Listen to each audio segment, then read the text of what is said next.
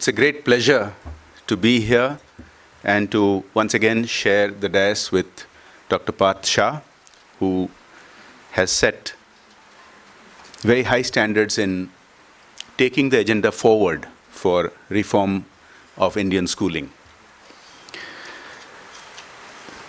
I thought I would touch upon some of the policy issues that are not only relevant to the topic, but that I have engaged with, and share some experiences that I have had in the field in seeing how this policy translates into action. The reality is, you are all experts. You are all in the field. You know more about what works, what doesn't work, than any of us who are dealing purely with policy will. So I will not deal too much on the intricacies, but touch upon, as I said, more on my experiences and what I feel are my commonsensical attitudes to what we need to do with our school education systems. The reality is that whatever we have, the regulatory regime that we have, the environment that we have, the schooling that we provide our children is not working. You look at the statistics. You all know about the PISA misadventure and our decision to no longer participate in that. You look at what has happened since the right to education was enacted. Now it's been several years, and the right to education was enacted with the best of motives.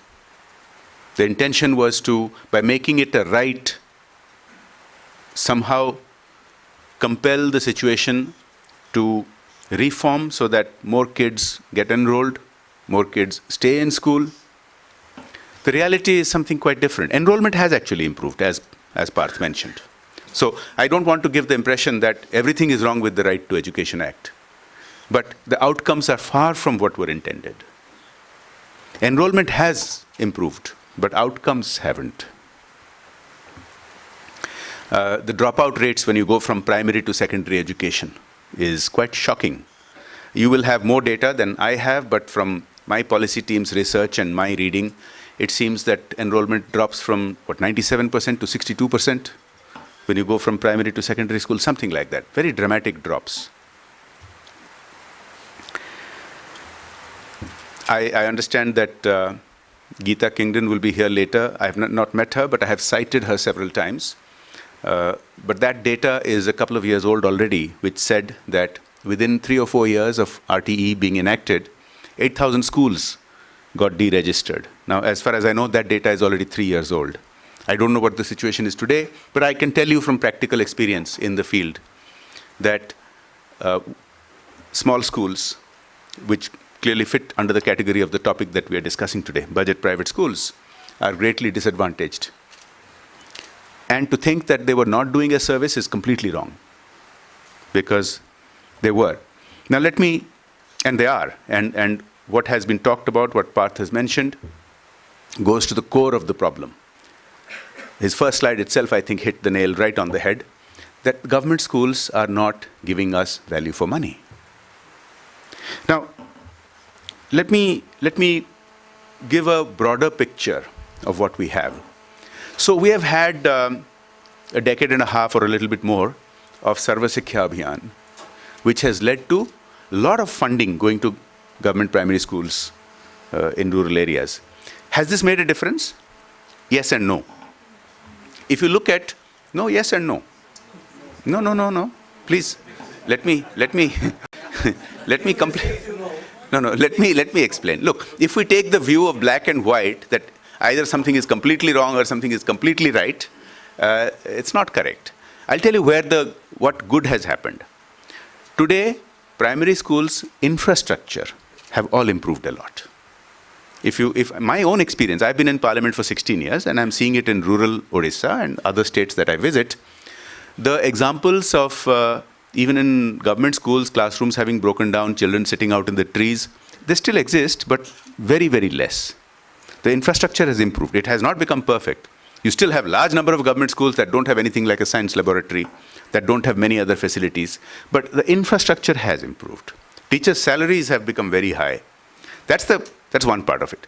Have the outcomes improved? Not really. No. So there you are right. There you are right, that the Sarva Shiksha Abhiyan achieved something which I call necessary but not sufficient. It has improved the basic infrastructure, the bricks and mortar of many government primary schools, but the outcomes have not improved. It's a dire irony, and you all know it better than I do, that absenteeism among government school teachers continues to be very high, that despite getting paid enormously more than what teachers in your schools get paid, or even in other private schools which are more elite, the results are poor. It is a fact that teachers, not only in budget private schools, but also in other kinds of private schools which may be a little bit more elite, they get paid less than government school teachers. The attendance is good, their involvement is much better, outcomes are dramatically better. And not just teachers, involvement of parents, involvement of the community, everything leads to that. Now, this is a focused discussion on budget private schools. Now, I have my own categorization.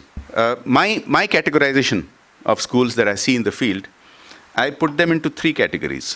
One is missionary schools, one is government schools, and one is private schools. And this is not a strict categorization because some overlap between the two. Many missionary schools are run very similar to private schools. Among the missionary schools, there are the convent schools, you have the Saraswati Shishu Mandir schools, you have madrasas. They vary in performance, but if you take the average, they perform far better than the government schools. I've seen that in person. I've seen the involvement of their teachers, and it exemplifies what I mentioned a little bit earlier, that they pay their teachers much less than what government schools pay, and yet they get that involvement and results. I've already talked about my experience of government primary schools, so I won't talk about that.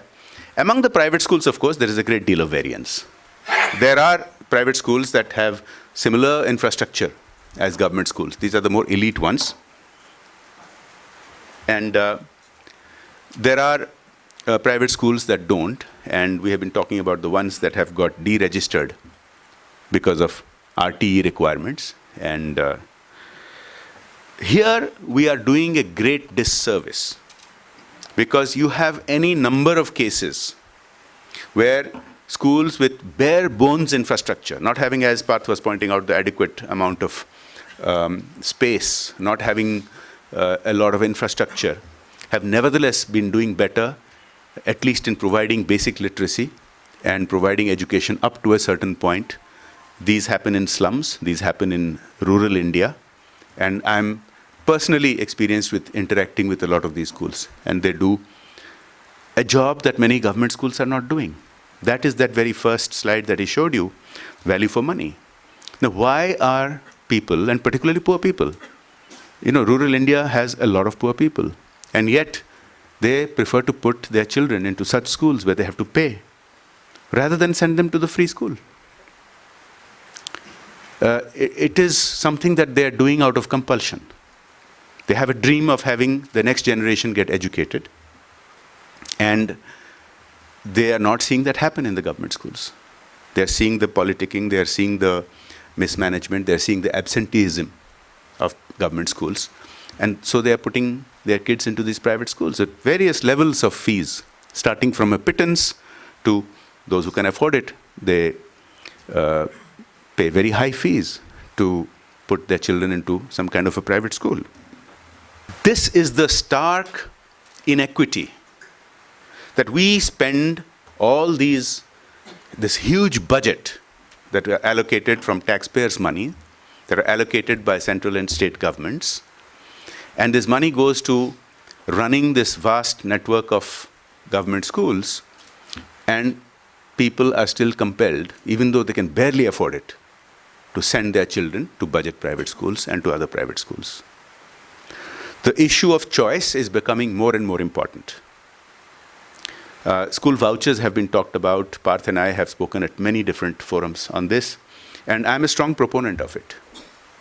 I'm a strong proponent that the money that we are spending as a country and as states, that money, instead of perpetuating vested interests that are operating these suboptimal government primary schools, should be put into the hands of parents linked to their children's education. There's plenty of data, plenty of statistics, plenty of field trials all over the world, and a few here in our country as well.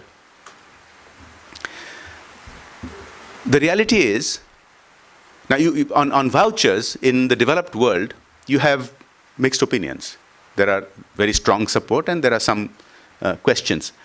In our conditions, as far as I can understand from a commonsensical point of view, it can only be good. Because the performance of our rigidly spent tax money on government schools is the returns are so poor that it's impossible that any alternative could be really any worse.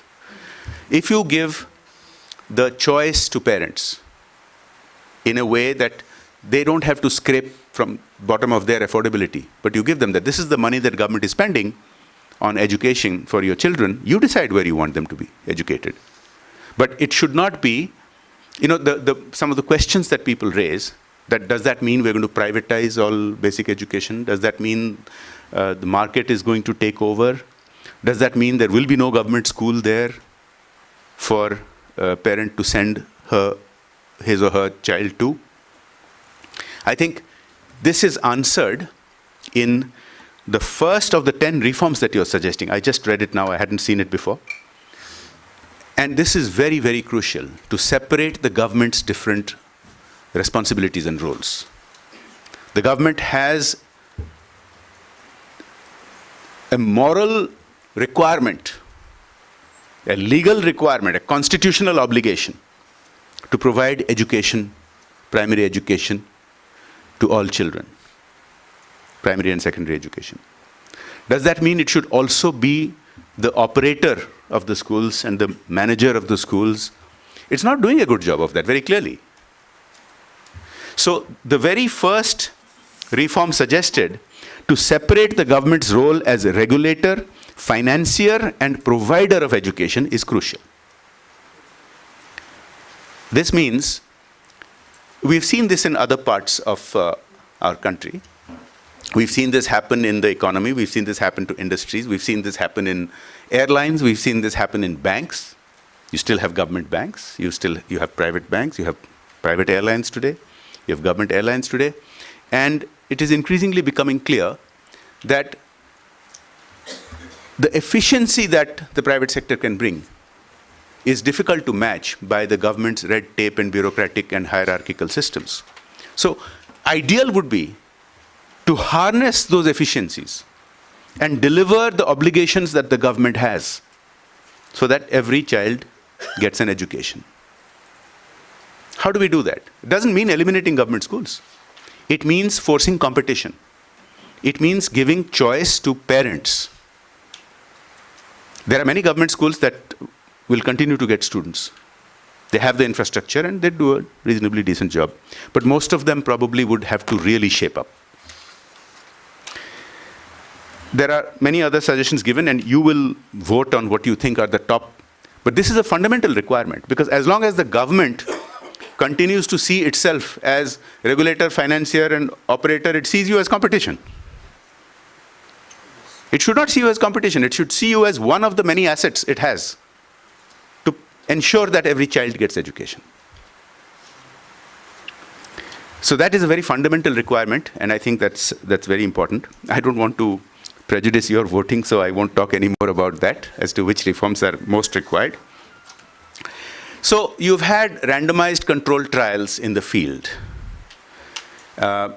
You've had various versions of cash transfers or direct benefits transfers tried out in India already with great success. What you're seeing in the LPG sector, you're seeing it with great success. Today you're going to next see it in kerosene.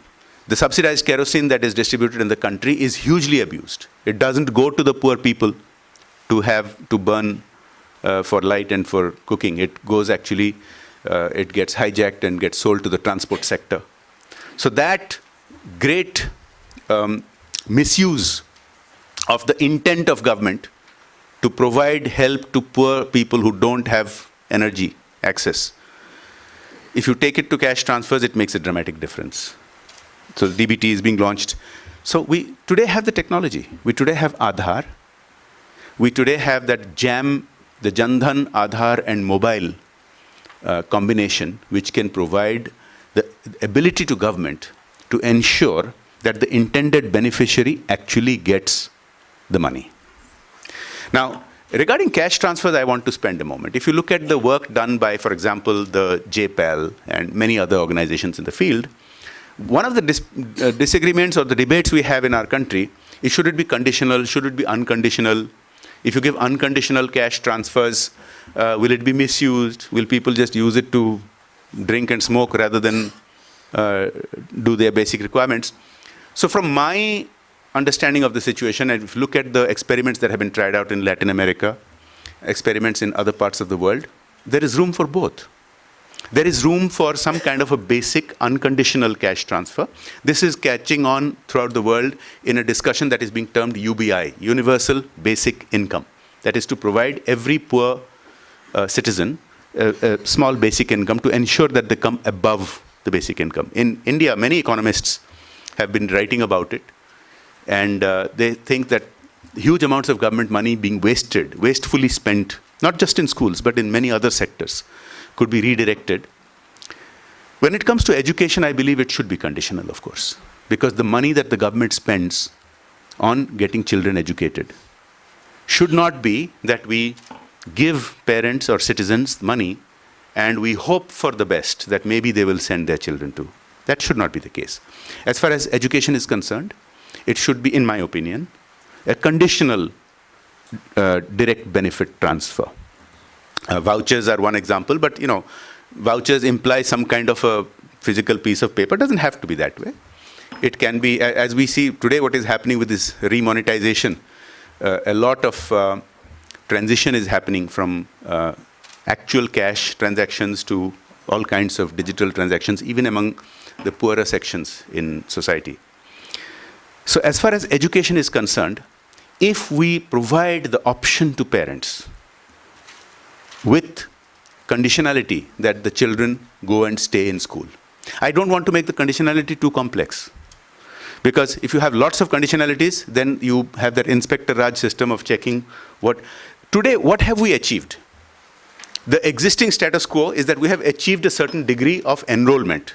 And as I said, RTE has led to little improved enrollment, at least the primary level. Now, we should set that as the benchmark. That enrollment should continue in any of the approved schools, and the parents will get a certain amount of money, and they have the choice where to put that. That improves the consuming power and the choice of parents, and that helps those assets of our education sector, such as budget private schools, that if you're doing a good job, then you should be able to tell the parents of your local community that, look, this is the best place that you can send your kid to. This is where you get the most value for whatever money the government is giving you for education. This is where your child will become literate by, we have the current situation of class 5 students not being able to read at class 2 level. That should not happen. So we can use the existing levels and use that as a benchmark to improve the performance. What else should we do? Now, clearly, to my mind, there ought to be a 2-tier certification system. Okay? The RTE's objectives of having these infrastructure of certain size of playground and schools and all of the requirements, all the compliance requirements, I don't think we should abandon them. I think we should keep that as a higher benchmark, or keep most of them. We can tweak and change some of them. We can keep that as we can have 2 categories of certified schools. We should have a lower bar with much less compliance requirements for schools which are meeting a basic purpose. Because today we are not able to give that very basic education to children. And we are worrying about higher compliance requirements. It doesn't make sense. It's illogical. It's irrational. So I don't know whether there should be a separate certification board. Maybe we could have a 2-tier two-tier board, maybe the same CBSE could have a tier 1 certification with a minimum requirement. What should be the minimum requirement? I'm not the expert, you people are. We should have a discussion that a school should have some basic minimum requirements. Because we should not permit any kind of shams or fly-by-night operators whose intention is not education but to somehow siphon off money. That happens. There are examples of people who run fraud setups. And as a sector, you would do well to self-regulate and set standards that fly-by-night operators are not tolerated. You should set some minimum standards by yourself, and we should then encourage government to adopt those minimum standards. So the minimum standard should be such that fly-by-night operators there should be a crackdown on them. But the large majority of the private schools at every level, from elite to budget to all levels, they're doing a decent job. That's my practical experience. So if we set a minimum standard of what is expected, and that minimum standard should be better than what we are achieving today. What we are achieving today, as I told you, is a failure. What we have today in the overall education sector, primary and secondary, is basically a failure. So we need to set minimum standards which will improve upon that. Enrollment can be set at the same 97%. Results have to be looked at. And what the criteria ought to be for the minimum certification is something that requires discussion. And then we can have a higher level certification for more elite schools or for better objectives, higher objectives. If we don't do this, and if we expect that somehow our education sector will improve by itself, somehow just by rigid implementation of RTE norms, we will get better outcomes, it's not going to happen. We have to recognize that what we are doing is not leading to results. So only if we make these changes, we can achieve the following. If the government is freed up from the mindset of viewing the private school sector as some kind of competition, some kind of distraction, if it views you as an asset, different kinds of asset. Budget private schools are one kind of asset. Elite private schools are another kind of asset. Government schools can continue to be a certain kind of asset. Government's role should be as regulator and financier, and much less as an operator of schools. That part should not be eliminated, but be reduced drastically. It should primarily be a regulator and financier of the education system, and shift the power into the hands of parents to decide which is the best place for their children to get that basic education, with linkages to outcomes. With linkages to outcomes so that we improve what we have today, because what we have today is disastrous.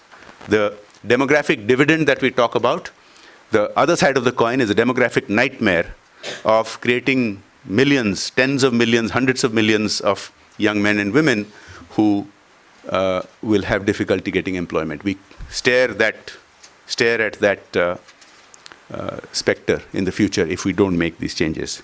So coming to a conclusion, I know I've covered a lot of issues, but I've tried to go to the core of what is required. I touched upon a couple of things that Parth has raised, and during the course of this conversation, the course of this seminar, I hope many other aspects of this will be discussed, where we can start getting traction, not just with government, but with public and with opinion makers, with media, with my fellow legislators in parliament and in state assemblies, with the civil service. Many other sectors, many other opinion makers need to get on board with the idea that what we have today is not delivering. We need to make the changes. We need to see private participants in the education sector as assets, and what should be the role of government in regulating that is what we need to discuss. Thank you very much.